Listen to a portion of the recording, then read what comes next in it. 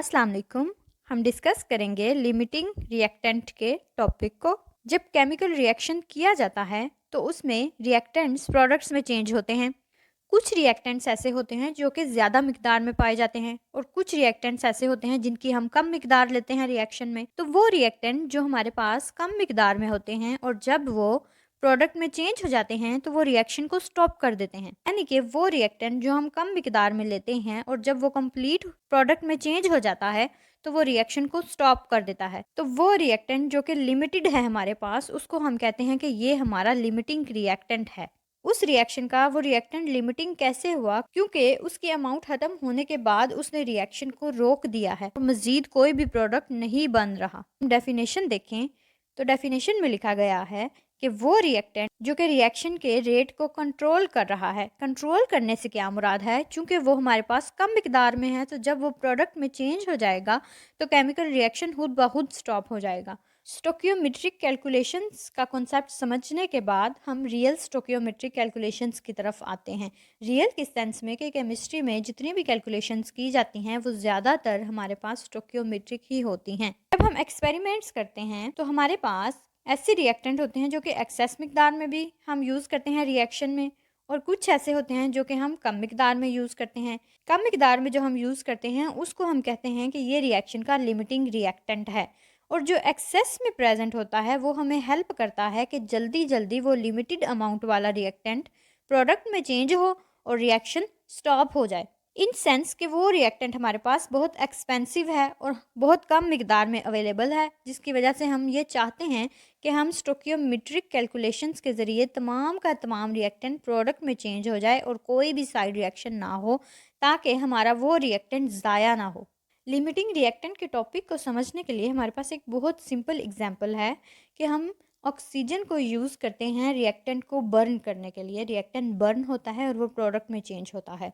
तो जितनी ज़्यादा ऑक्सीजन हमारे पास प्रेजेंट होगी उतना ही जल्दी रिएक्टेंट प्रोडक्ट में चेंज होगा और हमारे पास जो ऑक्सीजन की अमाउंट है वो बाकी बच जाएगी।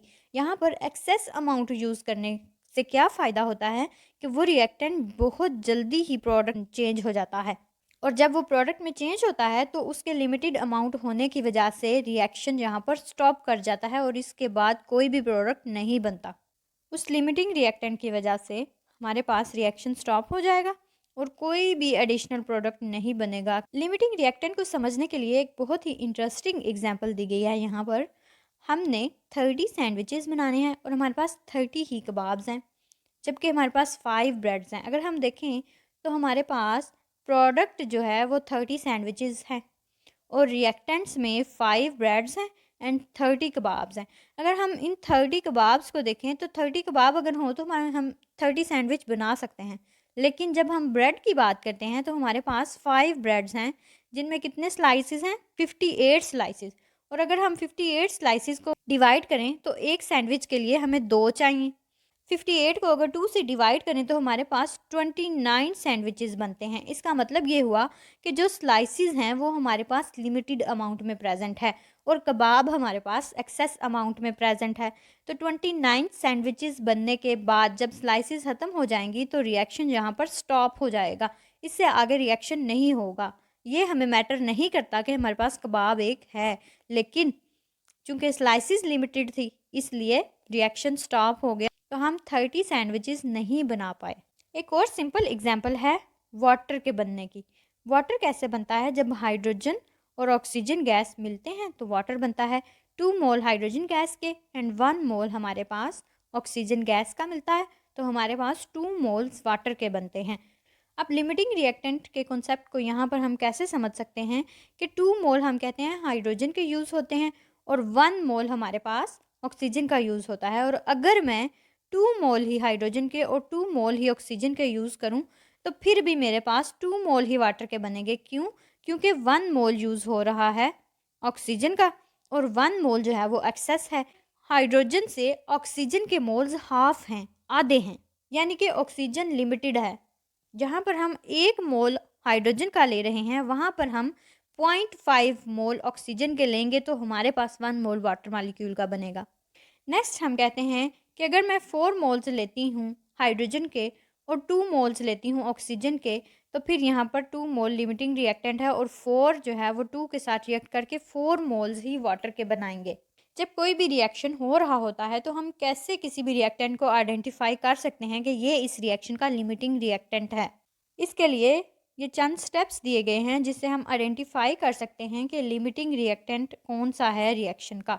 तो सबसे पहला क्या हुआ, हमने केमिकल इक्वेशन की मदद से जो रिएक्टेंट्स की अमाउंट यूज़ की है उसके हमने नंबर ऑफ़ मोल्स कैलकुलेट करने हैं। हम नंबर ऑफ़ मोल्स कैलकुलेट करना सीख चुके हैं। कैसे कैलकुलेट करते हैं किसी भी चीज़ के मोल्स, कि हम उसके गिवन मैस को डिवाइड करते हैं मोलर मैस के साथ। जब हम रिएक्टेंट के गिवन मैस को उसके मोलर मैस से डिवाइड करेंगे तो हमारे पास उसके नंबर ऑफ़ मोल्स काउंट हो जाएंगे। रिएक्टेंट के नंबर ऑफ़ मोल्स कैलकुलेट करने के बाद सेकंड स्टेप में हम क्या करेंगे, हम प्रोडक्ट के नंबर ऑफ़ मोल्स कैलकुलेट करेंगे। वो कैसे, कि जब हमारे पास एक बैलेंस्ड केमिकल इक्वेशन है तो हमें पता है कि कितने रिएक्टेंट्स प्रोडक्ट में चेंज हो रहे हैं।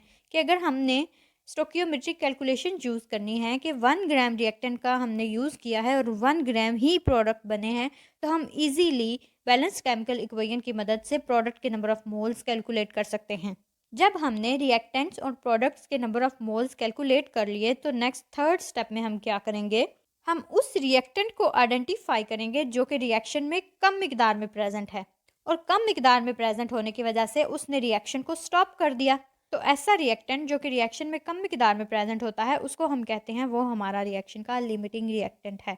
तो इन तीनों स्टेप्स को फॉलो करके हम किसी भी रिएक्शन में ये फाइंड कर सकते हैं कि कौन सा रिएक्टेंट हमारा लिमिटिंग रिएक्टेंट है। आज के टॉपिक में हमने ये सीखा कि कोई भी रिएक्शन जब होता है तो उसमें कोई ना कोई एक रिएक्टेंट ऐसा होता है जो कि कम मिकदार में प्रेजेंट होता है और अपनी कम मिकदार में प्रेजेंट होने की वजह से जब वो प्रोडक्ट में पूरा चेंज हो जाता है तो वो रिएक्शन को रोक देता है। इस प्रॉपर्टी की वजह से हम उसको कहते हैं कि ये हमारे रिएक्शन का लिमिटिंग रिएक्टेंट है। Thank you.